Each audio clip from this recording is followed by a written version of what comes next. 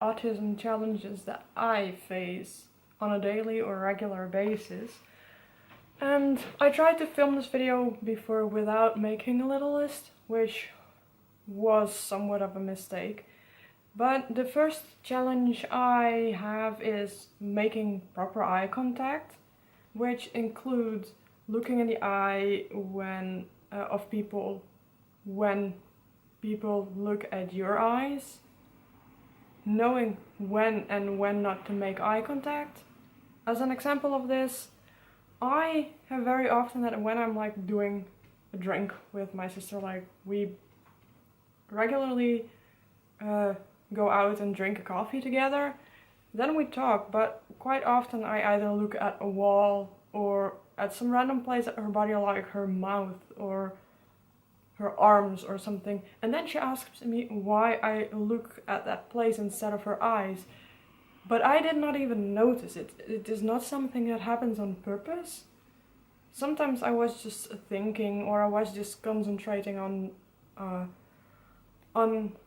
our conversation, and then, you know, that happens, the eye contact gets lost. I also now have problem making proper eye contact with a camera, because, well, that happens sometimes. Plus, sometimes I get like distracted by a thought or a feeling or something that's happening, because I also have ADHD, the inattentive kind. I'm not necessarily always physically hyperactive, so that makes concentration and proper focus even harder sometimes. And as of the topic for conversation, inflection and or intonation, depending on how you call it, it's also really difficult. It becomes more apparent when I am like more in tune with my feelings and also when I'm more relaxed. But it's usually either excessively present or not, and this can cause quite the like monotone monologues or less monotone monologues that they still lack your regular intonation that normal people do have. Like, I don't even always hear subtle differences in inflection. It's to me more apparent when a person sings. I don't exactly know why, maybe because that uses slightly different parts of the brain, and it's not necessarily a social thing, but it's a struggle. And since I'm trying to concentrate right now, you can also see that my eye contact is not like it is for a normal person. And I can talk even more about conversations and social interactions. I also already mentioned the eye contact and the where to look, but I also have problems with when to say things when I'm in a conversation, especially if it's a conversation with more than 2 other people or more than 3 other people. It depends a little bit on the people, how well I know them, but also how well I feel. When I have problems with where to look, when to say the things I want to say, how to say them, and how to also take into account an other person's feeling, but still make the point I want to come across properly. Because I'm someone who then usually tends to be very meticulous with word choice, but sometimes, even though I think I say literally what I mean, people don't get it. And then you have to explain, and saying I literally mean what I said is often not enough. Because for some reason, the people need the things they need to read between the lines, which is weird to me. Just say what you mean. A little bit bluntness can't hurt anyone. Directness and clarity is way more important to me than being the nicest, kindest person. Yes, I am nice. Yes, I'm kind. Yes, I feel empathy. It's not that I don't feel empathy. I will always try to be as kind and considerate as possible when I give an opinion if someone asks about it. And I always will try to substantiate my opinions with as much arguments as possible. that are logical. But this does not mean that that sometimes you don't have to be blunt. If you want to be honest to a person about your feelings or about what you feel like they do or do not do, then sometimes you should be blunt. I had such an experience with like a friend of mine abroad, and it felt like he did not want contact anymore. And I struggled with that feeling for a long time. I still sometimes do, but it's way less intense now because we resolved it. We are both relatively busy. He is even more busy. He plans his entire weeks full to the brim most of the times. So he doesn't always have time to chat or to tune in, because sometimes he also just really forgets. It's a normal human thing. But I voiced my feelings as direct as possible. I thought, well, what happens will happen, and he took it positively, because he is a very kind-hearted and nice person, but also because Germans are just that way. Directness is key. Why would you talk around everything and let people read through the lines? I can do it. I even have had an experience that I said to people at an internship, please be direct, I can read in between the lines, which is one of the other conversational and also textual issues I have relatively often. And they insinuated all kinds of things I did not get. This seems to be like a trend with supervisors all over the board, and a lot of people who don't even have autism here in the Netherlands who do an internship have the same issue, but for me it was stronger. And I specifically mentioned it at the beginning, but they still did it, which is one of the worst supervising jobs I have ever seen. If you mention it as one of the key points of what they should not do and they still do it, that's inconsiderate, in my opinion. But let's go on to the next thing that you can call negative, but it may also have a positive side, which is I'm very sensitive to impulses. If you have autism, you are either very, very sensitive or very insensitive to impulses you get from the environment. And it also depends on the kind of impulse, how sensitive you are to it. Regularly, you hear of the temper tantrums from little children with autism. Those happen because they cannot properly voice and vocalize how they feel.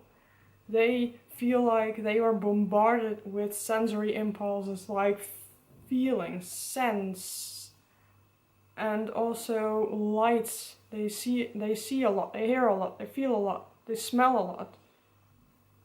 There is a chance that a lot of people touch them as well. So a lot happens at the same time, and those people experience those impulses way more intensely than your regular old neurotypical person. So at a certain point, it's too much. And this threshold is usually lower for a person with autism than for a normal person. That is why, because they a lot of the times are not as connected with their feelings, they have trouble vocalizing what they do and don't like, especially younger children, because they don't have even the proper vocabulary yet a lot of the time. They get tantrums, they need rest and love from their parents. This is also proof of why hugs from parents do work, because they know their parents, they feel safe with them, they feel the love. It's not that they cannot feel the love and the romance. It's just as with me, I never had the tantrums. I also always got taught to vocalize my feelings. I think that helped in the past a lot, and also with vocalizing all my thoughts and stuff now. But that completely helps with how you experience things. And I always thought it was what was normal. Like it slowly grew from primary to secondary to school to university. The amount of impulses and stress slowly grew. So from my 9th on, I had almost chronic headaches, and at a certain, including severe migraines. But the point is, this was such a regular thing to me that I even went on doing my studying and going to school with migraines, unless the headaches were too bad to get out of bed, which happened only 2 times. And by the way, that threshold is probably or was probably a lot higher for me than with other people, because I was so incredibly used to headaches. I had them literally all the time, every day.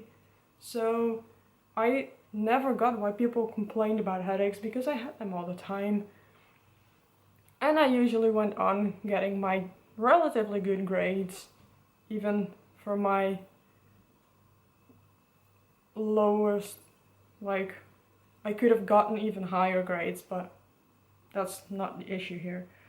But impulse sensitivity also means that you notice more details. It makes you more detail oriented. It also makes you more sensitized to the vibes, like the atmosphere in a certain room or place. And maybe also makes you notice more subtle differences in how a person looks, in a way that the expressions, yes, we might have trouble reading expressions, but at a certain point you get trained enough to think, oh, there might be something with you, maybe something is wrong, you were sad, did I say something wrong, that kind of stuff. You can always ask.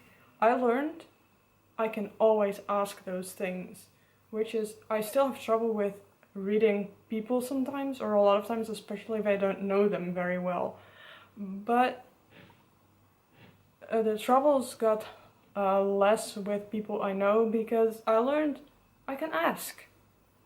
And I also got like in tune with my feelings more, which made them more reflected on other people as well. Like, you can empathize more when you feel your feelings and you know what you're feeling. So that happened, and that was one of the first like positives. You are more detail oriented and more like oriented on the small things.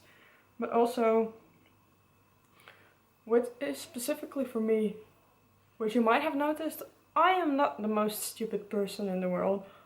So what comes with autism and also a bit of ADHD, if I find something really interesting and completely dive into it, I read something once, I remember it, I get high grades, and stuff I learned like 5 years ago I can still remember, I still have the insight, because I learn on insight. I cannot really learn things literally. I need context, I need to understand what's happening. And that's probably why I had a lot of ease learning the more beta subjects like physics, which I really enjoyed, and maths, which I really enjoyed but were my lowest grades in all of these. Biology and chemistry, which were my absolute favorites. And then some other stuff, which I also did. It was just a lot of fun, and it was relatively easy for me to learn, as long as I did not have to learn long lists of, for example, words, which was the case with languages. I had to learn maybe 10 times longer for a German vocabulary test or an English vocabulary test than for a biology test or a chemistry test that had 10 times as much theory behind it, especially when it were words, because I never really learned grammar, because that's something you get a feeling for. You can learn the rules, but that does not really help you using them well. So to cap this all off, the things I have problems with, or that challenge me as an autistic person, some of those challenges also have a positive side. I hope this was a somewhat useful video. Leave your questions below if you want to ask them. Maybe I can answer them in a next video.